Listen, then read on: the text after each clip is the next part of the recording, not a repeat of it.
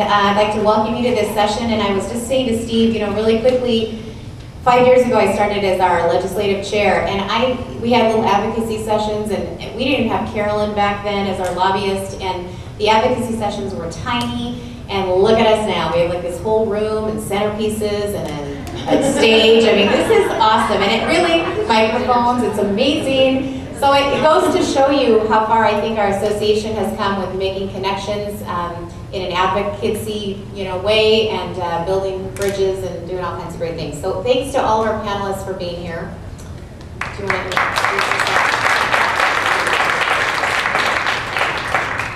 All right, so we have Trevor Green, who is principal from Toppenish High School, and he is our National Principal of the Year. And we have Pat Sullivan, who's the House Democrat Majority Leader from the 47th Legislative District, who drove all the way over from Seattle building today.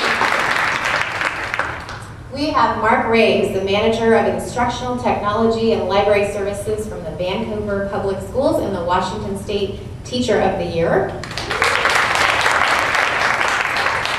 We have Carolyn Logue, who's our WLMA lobbyist, and she's also the owner of CA Logue Public Affairs. Yeah, Public Affairs. Thank you, Carolyn. Woo! And Kellyanne Ergeson, who's the school board president from Sela School District. Down there. And Dan Catchpole, who's a journalist from the Yakima Herald-Republic on the far left.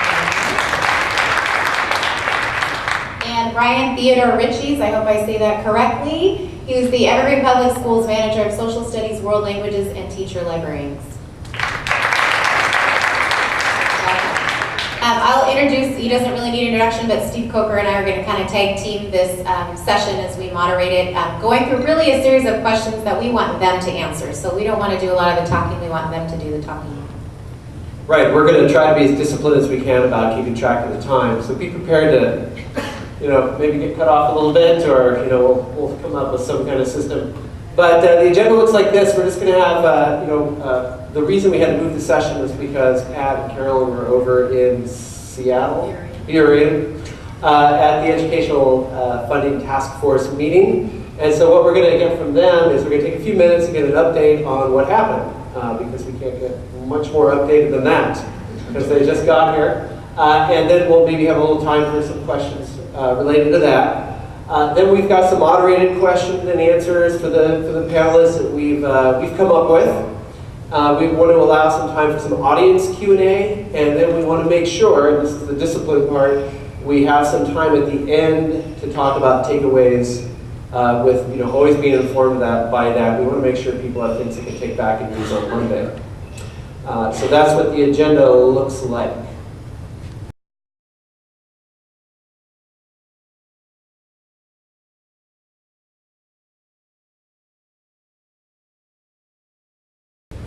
Okay, so we're going to take a few minutes, Carolyn and Pat, to get an update on what went down this morning. Well, I'm going to let him talk about what actually went down. I'm just going to preface real fast. The Education Funding Task Force was set up by the legislature this past session as a result of the McCleary decision. And basically, the legislature set up this task force to kind of take a look at what the Supreme Court is requiring under McCleary, and how can they best implement 2261 and 2776, which passed several years ago, which, if you recall, also it set up the prototype school model and the different funding system, and that includes teacher librarians and library materials, et cetera, as part of that. But how can that actually be implemented? Because the Supreme Court basically said, this is your way you say you're going to fund basic education. Let's see this actually occur. And what's your plan? So that's what the task force is set up to do. And they've started their meetings, I believe, in early August, had a few meetings. And so I'll let Representative Sullivan now say kind of where they are and what happened today. Sure. Well, thanks, first of all, for inviting me out here today. I appreciate it very much. It was a great drive over after that for our meeting. But so today, I believe it was our third or fourth meeting today. To this point, the main focus is just trying to get all the backup material. Not everyone who's on the task force has served in the past. They're not up to date on a lot of the issues. Going over what was included in House Bill 2776, what was included in House Bill 2261.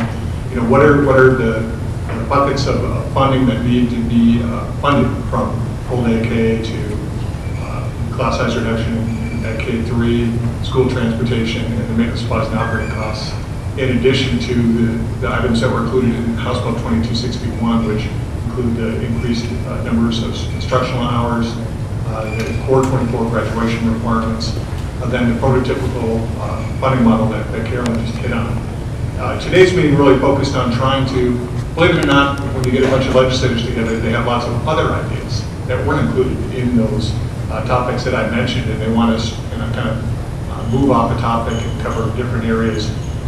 Compensation is a very complex issue. There was some discussion about whether this group could take that issue on, but given the time frame that we have between now and having to issue a report on December 31st of this year, there is not significant time to really move into additional areas of additional topics for discussion. And so today's meeting was really to focus in on what are the areas that we are going to include in our report. I'll give one example. It's early learning. There are a number of legislators who want to include early learning. I'm a huge supporter of early learning and believe that it will actually reduce our costs in the K-12 system if we can make that initial investment. But that wasn't one of the charges that we had within this group. The focus is on our K-12 constitutional mandate. And so we said that while we'd like to see the legislature take this issue on, it won't be part of our task force recommendations. And so that was really the main point of today, was really kind of ferreting out what we'll have included in the report and what we won't. The one area that we kind of added today, I would say, is the compensation requirement around classified administrative staff, where we know that there are staff being hired in the districts that they're paying for local levy dollars. That it's a state's responsibility. It's included in our prototypical school model, and so we added that one function to the other pieces that we have that I just mentioned a minute ago. But I'll answer any questions that you might have on either today or what our goal and our requirements are.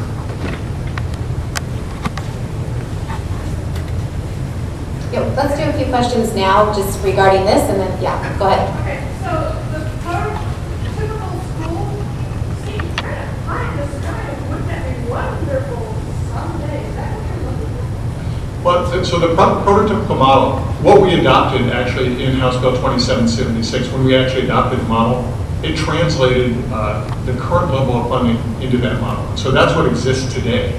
Now, there are components of that prototypical school model that need to be enhanced, and other areas that, as you suggest, there just isn't the funding to do anytime soon.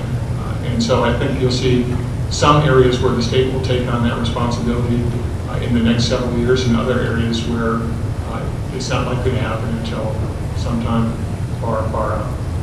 I think it's important also to note that the prototypical school model was not necessarily intended to say all schools should look like this and have this. It was more to try to figure out what should a prototypical school have in order to determine the funds that would be done in order to calculate the per student costs, and it was included in that. But it's kind of a sort of an expectation from the state that you really probably should look to have these things in there in your school. But that look to have those things in the school, is there going to be a requirement? I talked to our administration about the prototypical model, and I said it asked for certified teacher librarians in every school, and they said, well, we'll do it when we have to. Is there going to be a have to? They're not using the money that way. So the issue that we have, in my opinion, you have two choices. Either you have local control or you don't. The further that the state puts in requirements on districts and says that you have to do this with this money, then we don't need to have elected school boards. We don't need to have that decision making. There are a lot of others that have a different opinion on that. And so, so let me, the one positive aspect that you will see very soon is that, so the state will allocate funding based on that prototypical model.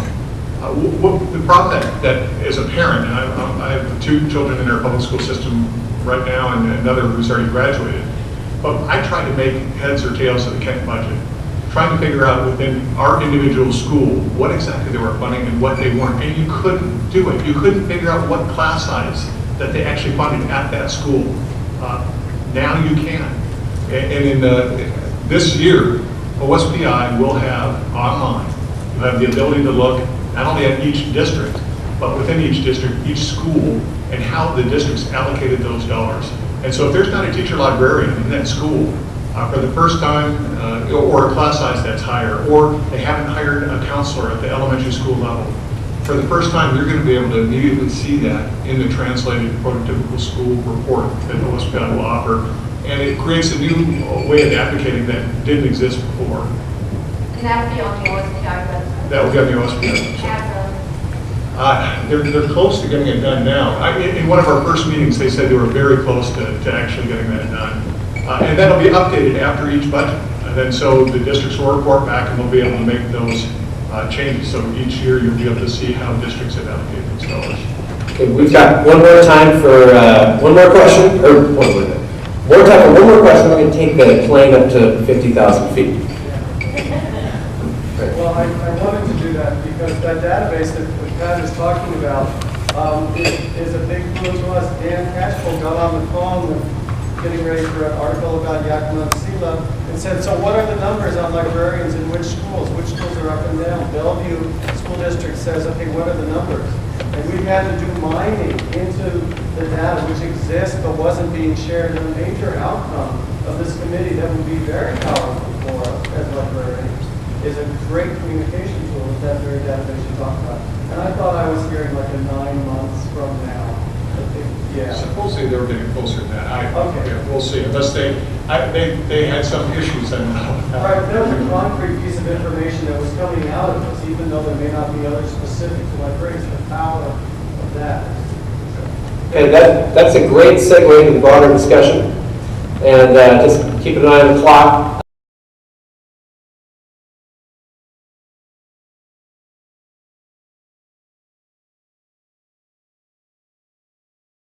Like I said, we want to take this up a few thousand feet and address the panel directly and get an idea of what your perceptions are. How do you view teacher librarians? What is the baggage, positive or negative, that you bring to this discussion and these debates about what to do with this funding? And we'd like to start with Dan and try to get and see what you think. So when you think of teacher librarians, libraries, what comes to mind?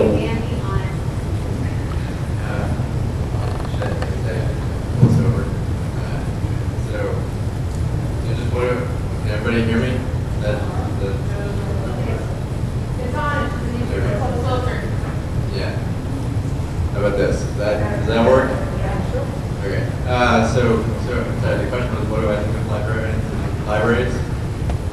And among journalists, you're going to find a very sympathetic crowd, especially French journalists. We get nostalgic about books. But and we also, in a lot of ways, what journalists are going through right now with our industry is rapidly changing, has been changing for just as long as what's been seen in libraries. So in a lot of ways, actually, they're kind of at similar points with our industry's uncertain future, great history, but a lot of change right now. And the thing that really struck me in the couple articles that I've done specifically on teacher librarians is how definitive the data is about the effect and the effectiveness of teacher librarians. And I think that's something that a lot of people still don't realize, and I think a lot of teacher librarians realize that a lot of people don't realize that. But it is certainly something that, that not every journalist is going to know how to find those studies. I tend to be a little bit more academic in my reporting, so I go out of my way to find studies that have been done by universities to see what the trends are and what the effect is, et cetera. But so that's something that I certainly think would be well served to have be more accessible, so that when journalists approach you guys, that you have it on hand. Because speaking as a journalist, but not as a journalist right now, frankly, you guys wouldn't. We call you up to interview. You want to be making your case for why to keep your job. I mean, that's it. That's basically what the opportunity that you're getting when somebody comes to you and says, I want to do an article on the library. Especially if it's around, I mean, with the times that I've written about it, it's been about cuts. So I mean, it's a little bit more direct, but every time that a journalist comes to you, you should keep in the back of your head, this is an opportunity to increase the public reputation of teacher librarians. Because I think once you get the basic teachers covered, adding another science teacher and lowering class size slightly is probably not as valuable as having a teacher librarian who can add value to every single teacher in that school.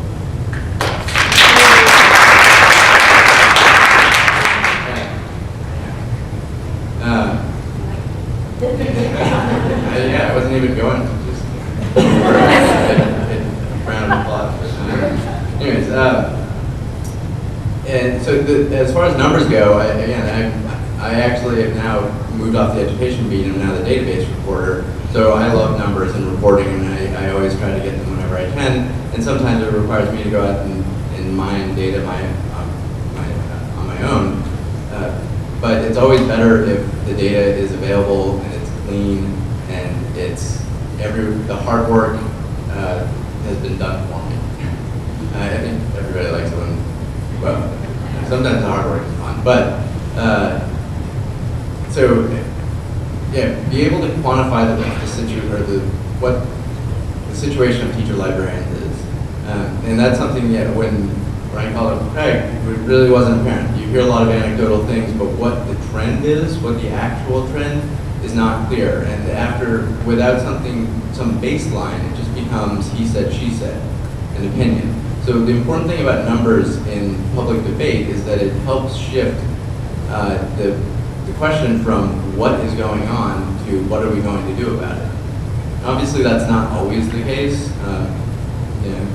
Look at climate science. There are a lot of numbers on that, but there's somehow the debate is still about what the situation is. But in something like this, it's I think very quickly moves the question from, well, are teacher librarians being cut or not, to allow journalists and people reading the article, thinking about it, to focus on, well, what are we going to do about the fact that schools are shifting or either cutting their teacher librarians, or if they're keeping them, moving them back into classrooms. And actually, I was going to ask Pat earlier, and you can answer this one later, but just curious if the OSPI website, the teacher librarians, is that kind of like teachers actually in libraries, or just people certificated librarians? In libraries? Okay, just curious, because I've had school districts, and I ask because I've had school districts tell me, oh, well, we have teacher librarians, but they're teaching in the classroom and they're not in the library, so. In the library. But I definitely did not, I went off topic, sorry. That's fine. That's all right. To follow up, I'm going to kind of stick with the non-educator track here and go to Pat. And maybe, again, thinking about these perceptions, and you've had some experience working with the task force and some of the initiatives there. Maybe speak for yourself and maybe kind of give us a sense of, what the attitudes are in the legislature. Well, you have a huge advantage. The question about how do you view teacher librarians, come on, you guys are like nurses and firefighters. You're in that echelon where people love you naturally. They love what you do. You're portrayed on TV as wonderful people who help kids and adults, be successful. So you have that advantage. I don't disagree with the fact that you need to have your data and show how you can be successful and how you can help kids be successful. But you also have to tell the story about the kids that you're helping, about the students who wind up in your library not knowing what to do or how to do the research that they need to engage in. What I would say is that, have every one of you invite your legislator into your school library. They need to see it. They need to hear from you. These are the things that are working. These are the problems that we have. Here's how we can improve our situation with your help. And I think if you do that, you will enhance your ability to be effective by manyfold. Joanne Glasgow, I've gotten to know over the last several years, and I can tell you when she calls me, I know who it is. I respect her opinion on the issues, and I'm going to listen to her. And that's, I can't help it. I mean, she'll like me, but yeah. So I think you come at this from a huge advantage. You're respected within the Olympia, within legislators, but you just need to really make that effort, because for a lot of legislators, they haven't been in the school in a long time. They have no idea what school libraries look like these days. They haven't seen the technology that exists there. They haven't seen the resources that are available. They're remembering as a kid going to a card catalog, for God's sakes. I mean, things have changed significantly. So again, you have that advantage. Take advantage of it and get those legislators into your schools. And you have to do it during the interim, obviously, because during session it gets that much more difficult. But I will say that when you get into session and you have very little time, the advantage of actually having met with them and in your library is, in that brief amount of time where you have that contact during session, they're going to recall that visit to your library, and they're going to say, oh yeah, I remember when I was in your library, and I remember that you raised this issue with this issue. So if it's at all possible, and don't take no for an answer. Just keep bugging until they show up. Okay, Kellyanne, if you would address this question, please. I feel the need to start out by saying, we are tasked as volunteers, school board members, with the almost impossible role of trying to meet everyone's needs with what have been very finite and shrinking budgets. Nonetheless, I know more than anyone that your budget is a reflection of your priorities and your values. And it is excruciating when you feel as an individual board member that perhaps budgetary decisions that have been made do not express those as well or as closely as you would like. So that said, it's important also to presume good intention. I know that there are dysfunctional school boards. I know that there are individual board directors who speak out of turn, or perhaps without enough thought or without enough background information. Nonetheless, by and large, school boards are really something that has distinguished public education in this country for a long time. So moving on, teacher-librarians. It concerns me as a board member that teacher-librarians have not been, and I speak for the SELA board member, until very recently, thanks to the advocacy of our teacher-librarians, they have not been a source of discussion or of learning for us as board members with our superintendent. It is true sitting here today, and I don't know how true this is for other school districts in this state.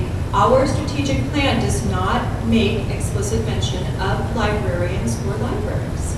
And again, the school board is tasked with establishing the strategic, as you suggested, 50,000-foot level view of the district, and of course then we hire a superintendent who's charged with managing and making sure that that strategic vision comes to life. Perhaps it's unnecessary that librarians and or libraries be in a strategic plan, but I encourage each of you to take a look at the guiding documents of your district, and if there is not discrete and express mention of libraries and how they will function in your district, that's your first problem, and it's a biggie. Because in SELA, and I know that we're not alone, we have fewer teacher librarians today than we did last school year. And certainly we had fewer last year than we had in years past. And it's been an evolution.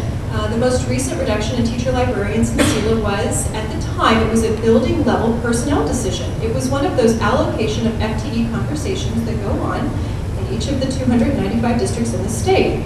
And I'd argue that that was inappropriate in hindsight. It should have been a district level discussion. But when you have a strategic plan that doesn't expressly address the role of librarians, this becomes a procedural and a building level discussion. And so the school board oftentimes may not be a part of that conversation directly until you, the teacher librarians or parents in the community, bring it to us. So I guess I'm marrying up with what has been said here. Have your data and bring it to us. we do have good intentions, and student learning is, I can speak for my board, certainly our highest priority, and it's the filter through which we do make all of our decisions, but some of them have been tough in budget time years. Okay, and obviously we're going to start to overlap quite a bit here. But we want to move on to some other questions and think about this concept of advocacy. Obviously it's been addressed already.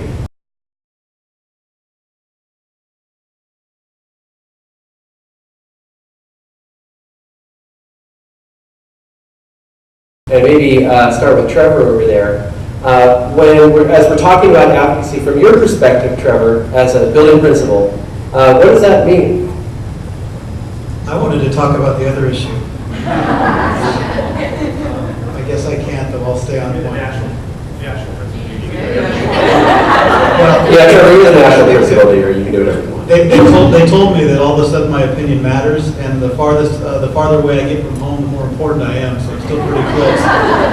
I would like to say that I see myself as a very strong advocate for librarians. I'd like to recognize Eileen Ray, our librarian from Toppenish. And of course, Lynn Green, my mother from Davis. So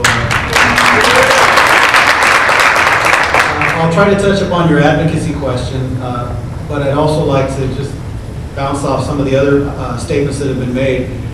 And that is, I guess I'll start with the middle management or the building decision, building level. I am middle management, and I have been in 4 different districts. I've been a teacher at the middle school, high school, and junior high level, and an administrator at the junior high, middle school, and high school level. I can't keep a job. But I can tell you in almost every building that I've been in as an administrator, I could have cut the librarian had I wanted. And that's just one person making a decision to say, you know what, we're going to allocate the money somewhere else. We need another teacher in the classroom. And I've had those discussions many times in the last 5 years in Toppenish.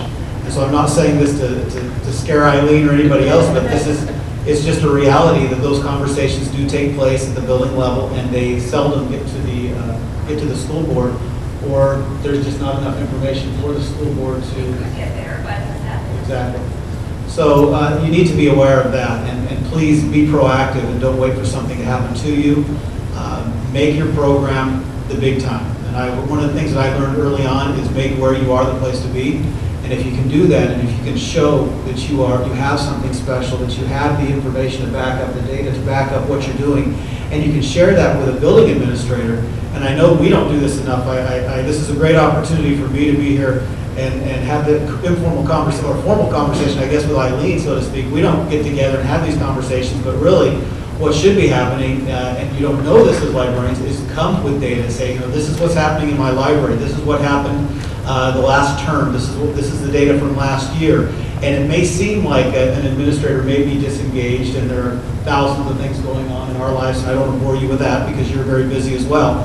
But it does settle in, it plants that seed of what's happening, and it germinates. And if you allow that to happen, then when the time comes, we have that material, that information to draw upon, and it's much easier to then stand in front of you and say, in front of you and take that bullet, so to speak, to say, no, we're not going to cut a librarian, we're not going to put a paraprofessional in to take the place of a librarian, but we need a teacher librarian. As far as the advocacy question, it does relate, because if you are advocating for literacy, the technology that we have now in schools is impressive and growing every year. We have multiple schools that are now piloting the iPad movement, and you have administrators out there that think, you know what, we're going to have a library someday without any books. And I don't think that's going to happen. I certainly can't envision that myself. But make sure that you're not that person guarding the books. You know, that they're your books and nobody else's. I mean, you have to be able to share and make that difference and make that impact. I heard Pat here talk about the legislators that think back when they were in school and what it was like for them. I can think back from my children and their experiences at the elementary level, where they didn't have a book or didn't turn it in on time and had to wait 2 weeks until they could check out another book. I mean, what are we teaching when that happens? Because that kid, we have students in Toppenish, and I'm sure this happens in your district. We're 99% poverty in high school, free and reduced lunch. We have students that don't have books at school or at home. And so if they can't have access at school, then where are they getting access? my kids do have, your kids have books, your grandkids have books all around them, but that doesn't happen everywhere. So you have to advocate and model that it's important, but also supply the necessary materials and opportunities. And when they turn them in late or they don't turn them in, don't hold it against them, give them another book, we'll pay the $5, the $10, whatever it may be. And that brings me to another point. I'm not going to stop now. That is, make sure you keep going back to your administrator for funding, and it's going to bite me. I know it's going to bite me right now because she's going to come back and she's going to say, remember what you said. Oftentimes, the squeaky wheel does get the grease, and it's unfortunate, but if you have people that are very organized in their departments and strategically plan to approach administration time after time after time, and they bring the data forth and they're promoting their program, it becomes very easy to allocate funds to that department. So if you are able to come forth with data and say, you know, this is what we need, or if you're quiet and don't say anything and you're not getting funding, then it just gives the impression that everything's okay and it's business as usual. So hopefully there's a little bit of information you can take. Thanks. Okay. Delay. Ryan. Okay, Ryan, you want to go ahead and follow up on this, please? About advocacy? Yeah. Well, I think in our district, the Teacher-Librarians, a couple of years ago, as a group, felt that they needed to do some things to advocate for themselves with their principals. And I think that the principal is, if not the primary audience for your advocacy, they're up there because they do control some purse strings. And in some cases, not in our district, I think in our district, whether we have teacher librarians has been a district level discussion versus building level decision. But I guess if that's the case someplace, then it's even more important that you're advocating. But what I observed is sometimes in kind of a packet being handed to the principal with just pages and pages of data and how many kids were in here and how many checkouts and how many kids use this database. And it's kind of whatever that piece is going to be of advocacy. It probably needs to fit on a page, maybe two, and it really needs to focus on kids and learning. It needs to focus beyond. The principal probably doesn't care how many books were checked out as much as maybe how you work with some teachers on maybe the classroom-based assessment for social studies, which has some learning goals embedded within that not only align with library program goals, but social studies and a lot of literacy also. So you need to kind of have to hitch your wagon to the things that are important to the principal, not the things that you think are important, I guess, if that makes sense. I think, when you can, it's difficult at times, but when if you can get audience with the board somehow, that's a nice time to say a few words. I know our board has always, for the last few years at least, and during National Library Week, had a proclamation, and we share that with all the teacher librarians. A good contingent shows up that night, and we ask for a little bit, or I've asked for a little bit of airtime, or for someone to come and speak. It's been me in the past, it's been other teacher librarians, but having those opportunities to get a message out, again, staying on message of kids and learning, not some things that are very important, maybe like shrinking budgets, but that's it's an element of the problem. It's to kind of put all the focus on your short time to communicate on that versus the positive angle. I guess is something I would say. Mark? Yeah, I would just, in Vancouver, we've had a really good success with good support from our board and good support from our superintendent. And I told a story that I received a copy of a magazine article at the beginning of the school year here in Vancouver, and my superintendent had written a little sticky note on it, and the name of the article said, "Do we really need teacher librarians anymore?" And then it's like, oh, okay. I knew better. And then the subtitle was, "We need them now more than ever." So we are in a situation in our school district where our superintendent, our board, our administration are very supportive of teacher librarians. But the critical thing is that they are supportive of teacher librarians in 21st century schools.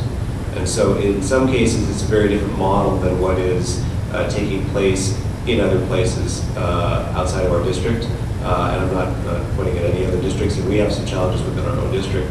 But it really is, when you get that support, it is not support for some of the traditional notions that we have of school libraries. And I can speak that from both as an administrator and as a teacher librarian. I think the point about being strategic is really important, is connecting with whatever, I mean, if your district has a strategic plan, teacher librarians need to be connected to that in some way. And we have a flexible learning initiative in our district that's one of the 8 initiatives in our flexible learning plan, or our district initiative strategic plan. And teacher librarians are specifically mentioned, associated with several categories. But this year, we actually, one of the main strands in our flexible plan is to have teacher librarians look at the role, and teacher librarians are connected to digital citizenship. And so they are specifically mentioned. And so that's a deliverable. Teacher librarians have to deliver certain outcomes. And by doing that, then not only is there funding, not only is there support, not only is there training, but it's just embedded in what the day-to-day business of the district is. I think the point also that Ryan made and others have made is you're going to make a point with decision makers, you've got to keep it simple, you've got to keep it short, and it needs to be data-driven. I completely agree with that. That is really critical. You can't appeal to feel-good sensations of what libraries used to be. It needs to be connected to data, and it needs to be connected to student outcomes.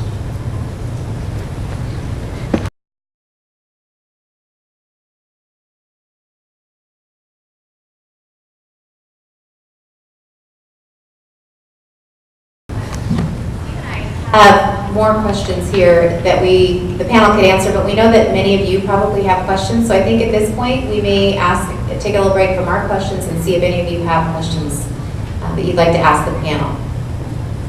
And if you don't, they can keep going on, but we wanted to pause for just a minute and see. Yeah, go ahead. Piggyback on what Mark said, that not just making sure we have the data and keeping it short, but also being frequent about our contact with those decision makers. And I think that's why Kellyanne's here, is because we have made an effort, the 3 musketeers here, to be at several board meetings and to make sure that they know that we are passionate about what we do. And, I even was very audacious at the first time that I approached them. And since I've been started at CELA, I've taught this for 14 years, so I missed meeting you, I'm sorry. Moved to CELA, and 5 years, every year, I've been on the best of the best. And I took that to that first board meeting. I had the audacity to stand up and say, I pulled out every single word that I got. And it was about me at that time. But then the next meeting, it was about my kids and the effect that I have on my kids. And then the next meeting was about all our different jobs that we do. And Jean and Barb came up with a wonderful web to show all the different areas that we're in. And so just keeping that constant contact, and I know I need to get them into my classroom. It's really important. Okay, thank you. Comes back to conversations. Yeah, go ahead. Just a couple comments to follow up on that. Every school should have their data walls. Why not have a data wall all about the use of your library and the things that you do embedded within the school, so that it's in front of everybody's eyes, just to talk about that. One of the concerns that our school district right now is dealing with is in budgeting, and Trevor, I can put this toward you. As an administrator, that money that comes back from the books, lots of books,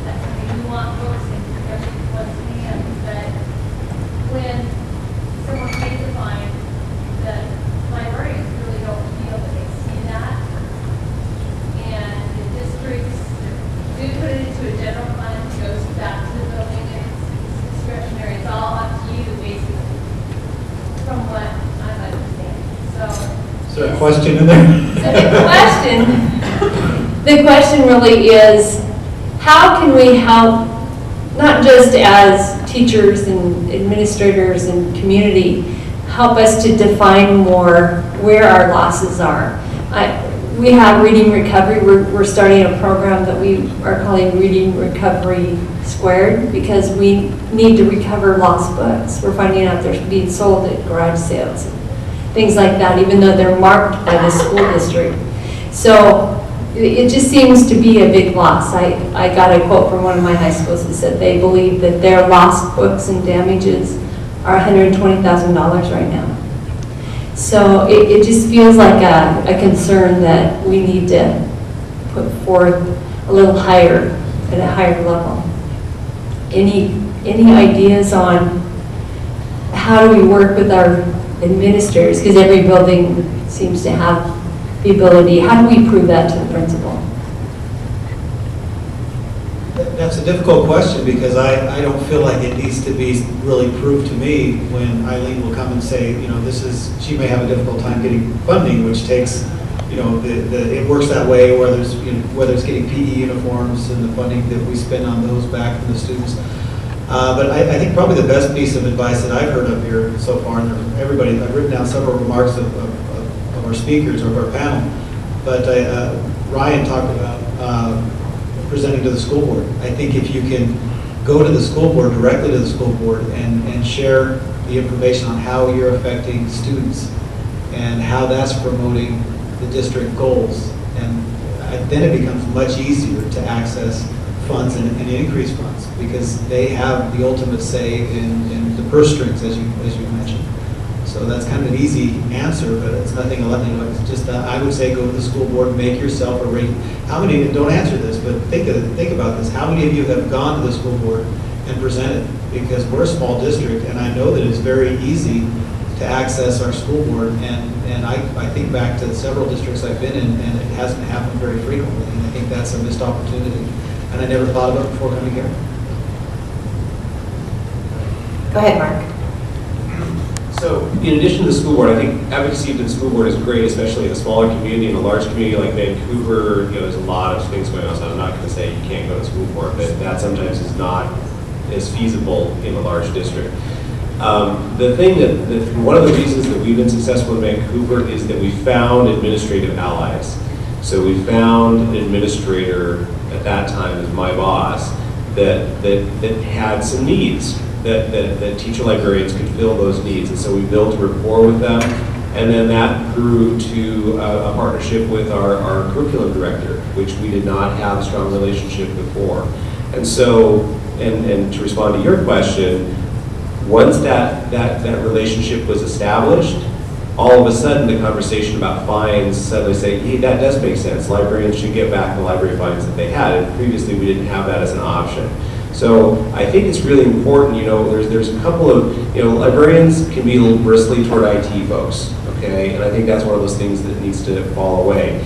If teacher librarians do not have a strong relationship with the curriculum and instruction department, Ryan and company, then you need to do that, because those are your best allies. Those are going to be the advocates. Those are the friendships that you need to have that are going to give you that voice. It's going to give you the access to the money. It's going to connect you to the important work that's been going on. And honestly, in Vancouver, that's why I'm doing this job. I mean, I used to have pitched arguments with the folks in IT. I mean, I was on the blacklist.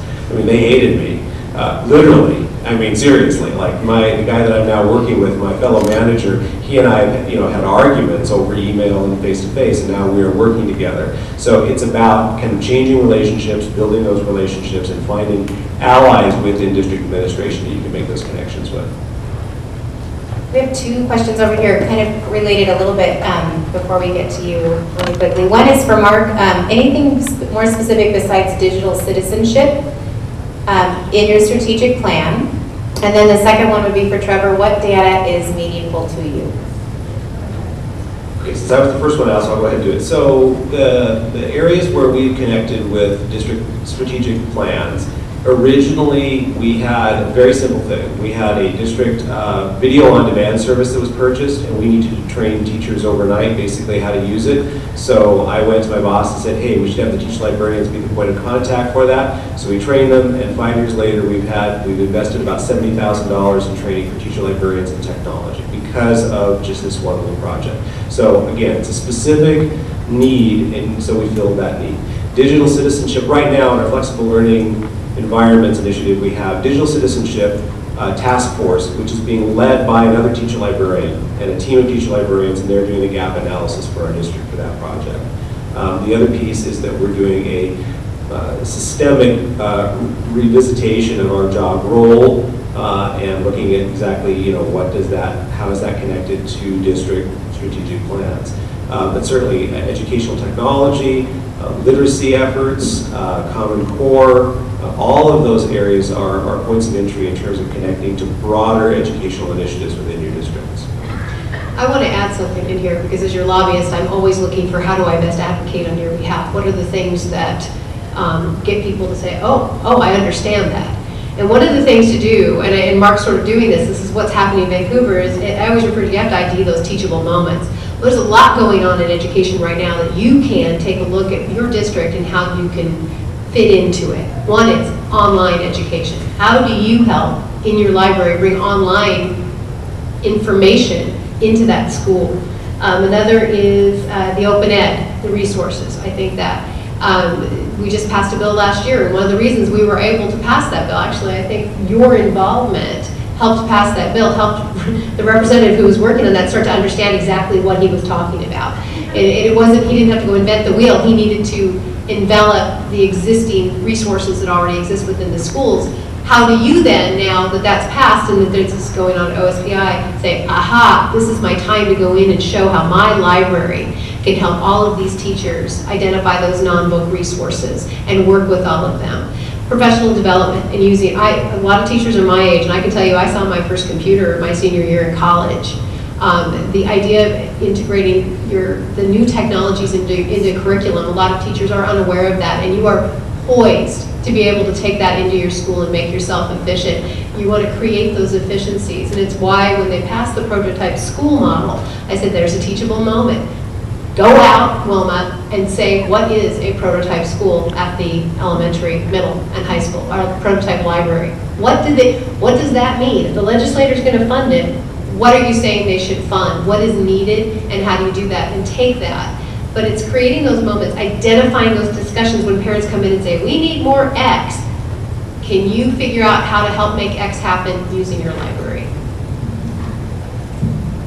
The question for me was what data do I want to see? What do I find important? What would I want to know from you as a teacher librarian? And to answer that question for you, I would say go see your principal and ask him or her what they want to see. So don't take, I can share what I want to see, but maybe they haven't thought about it. And so it sparks that thinking of really what do I expect or what do I want. And so my answer may not be the same for your principal, but we've touched upon a couple. It would be the number of classes that are coming through, the specific type of teaching that's taking place, when classes come through and what you're doing with those classes, the skills that you're teaching, whether it be research or whether you're teaching the technology component. I would like to know, in my school, I'd like to know how much time our librarian spends on technology itself and what that looks like for her. So what is a typical week or day, if you break it down, so that gives me more of an idea of, because I'm not in there as much as I would like to be, especially with Common Core and the TPAP and everything else going on. It's often a place where you don't get through very often. So if I have more of an understanding, even if I can see it on a half sheet of paper or in a conversation, then it helps me gather some more information for later on to have those conversations with my superintendent or with my business director. I'm going to go, I know your mom has a question. But speaking of TPAP, I'm involved in that in our district, and that we all need to show student growth somehow. And how does that look like for teacher librarians? We need to show that data, and that's going to be important to figure out how that looks for us.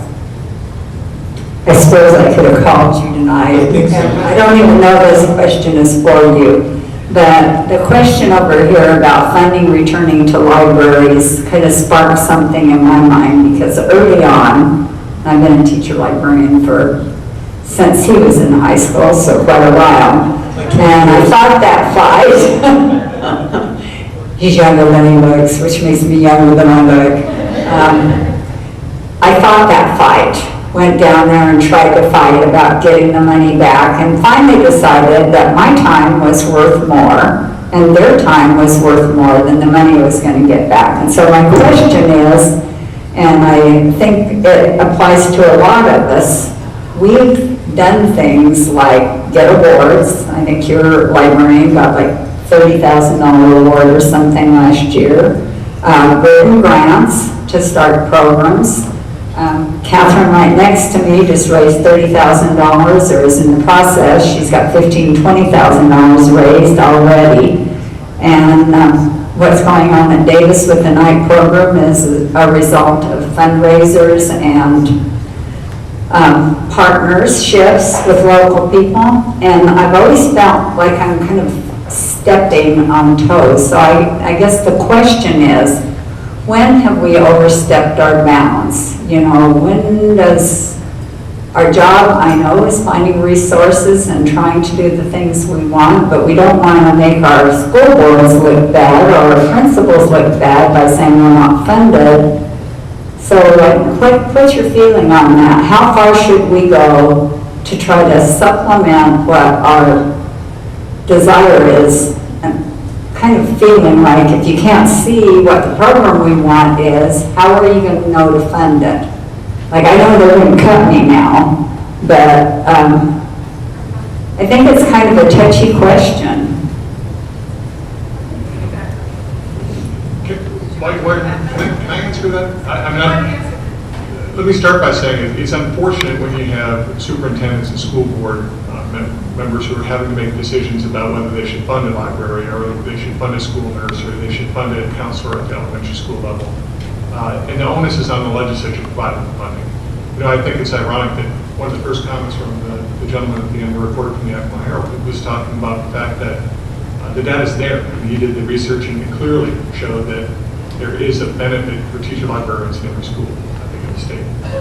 The fact is that the legislature puts school board members and superintendents and building principals in a position where they're having to make those choices that there is no good answer. And so you should step on toes.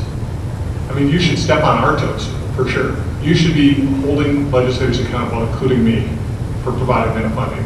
We have a golden opportunity now that the court has intervened, and legislators are required to come up with that level of funding to actually fund the prototype schools, put money into the school district so that those decisions are much easier. And so they're not having to make decisions between, again, counselors, nurses, and librarians. And you should be saying it loudly. You know, one of the most effective campaigns that I've seen in my lifetime in Olympia, and I was a legislative aide for 13 years, and a legislative for 8, was when 3 Spokane moms had the nerve to say, you know, this is wrong. You cannot close our libraries, you know. And it was stunning. It was stunning because they were holding people accountable. And so from my perspective, step on my toes. You can tell my newspaper, you can tell anyone that I need to step up to my responsibility to find somebody else to do the job. And I'm committed to doing that myself. And other legislators have to hear that as well. Now, I can't speak for building principals or just school board members, but if I were a school board member administrator, I would want you to speak your piece. You need to represent the students who are in your classrooms and in your schools because no one else will. So be strong, be bold, step on toes. I'm going to use Pat's comments as a segue I for just a want to make slide. a very quick comment on that, really quick. I'm a journalist, and so I grew up outside Boston, so people out here have accused me sometimes of being a little too direct, not being afraid of confrontation. But if you think you're underfunded and you have a legitimate program that you're trying to get funded, never worry about whose feelings you're going to hurt by making that publicly known, because that's the only way things get changed. Well, But, sorry. So said the journalist. But, yeah, honestly, and it frustrates me as a journalist because there's a lot of problems out there that people don't want to make public and bring pressure, put pressure on entities because they don't want to hurt people's feelings or they don't want to create waves.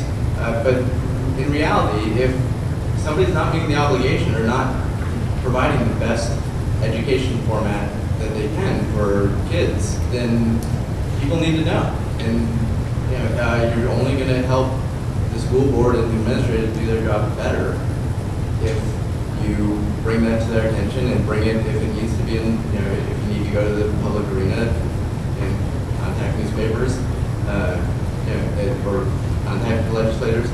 That's how you're going to get it changed. So never feel bad about it, in my opinion. But then again, I don't have to deal with I don't have to see the administrator around. Well, yeah, this is great because this is the last question. We just wanted to we just have a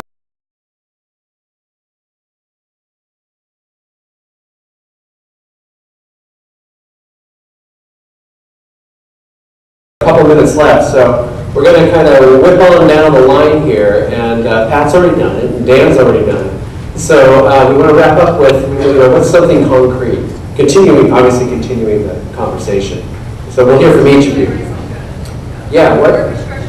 And we want to keep it short. Nonetheless, I feel like I need to address, just briefly, again, I go back to, and not to calling it out, presume good intention. There are so many well-intentioned, solid people in public education, including your board members and your superintendent, and I love the fact that you're concerned about our feelings. Don't sweat it. And I would, and hopefully we have these functional school districts.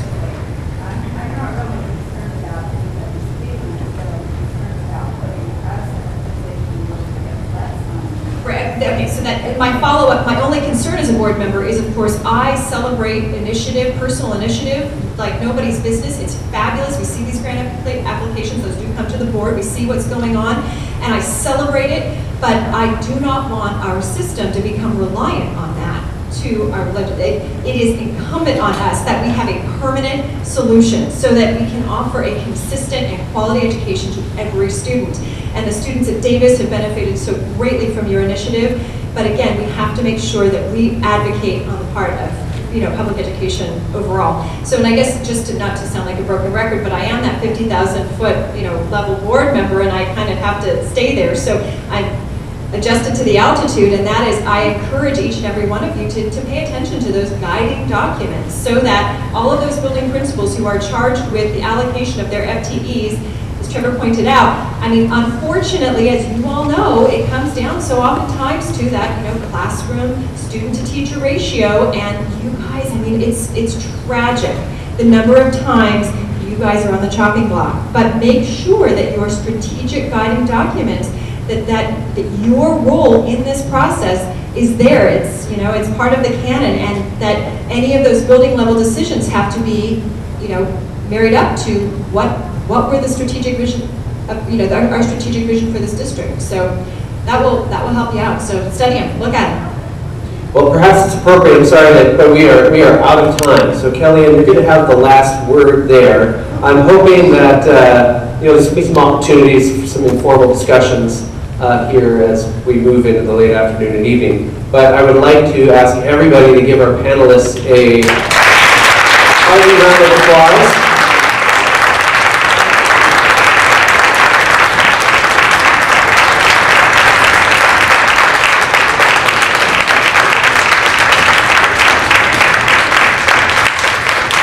And thank you again for taking the time to join us.